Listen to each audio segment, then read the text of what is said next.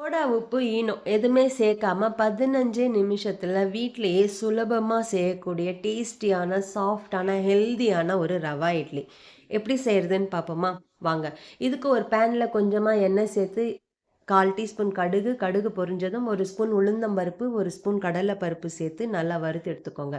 ஒரு துண்டு இஞ்சி, ஒரு பச்சை மிளகாய் பொடியா நறுக்கி சேர்த்து, ஒரு கேரட் பொடியா துருவி சேர்த்து அதையும் நல்லா வதக்கி குடுத்துருங்க.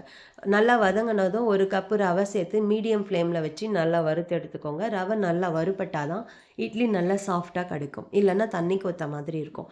ரவை நல்லா வறுபட்டதும் 5, 6 முந்திரி, 1/4 டீஸ்பூன் பெருங்காயம், தேவைக்கு உப்பு சேர்த்து நல்லா வறுத்து எடுத்துட்டு ஒரு பாத்திரத்துக்கு மாத்திட்டு, எந்த கப்ல ரவை அளந்தோமோ அதே கப்ல 1 கப்பு தயிரு, 1 கப்பு தண்ணி சேர்த்து இட்லி மாவு பதத்துக்கு கலந்து கொடுத்து, கொஞ்சம் கொத்தமல்லி தழை சேர்த்து மூடி போட்டு மூடி வச்சு ஒரு 15 நிமிஷம் ஊற விட்டுருங்க.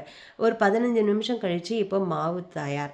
இட்லி தட்டுல கொஞ்சமா நெய் இல்லன்னா எண்ணெய் தடவி இட்லி ஊத்தி ஒரு 10 நிமிஷம் ஆவியில வேக வச்சு எடுத்தீங்கன்னா, அவ்வளோதாங்க. சூப்பரான, சாஃப்ட்டான சுட சுட ரவா இட்லி ரெடி. ஒரு கார சட்னி, வெள்ள சட்னி, வேர்க்கடலை சட்னி எதுனாலும் இது கூட வச்சு சாப்பிட்டா சூப்பரா இருக்குங்க.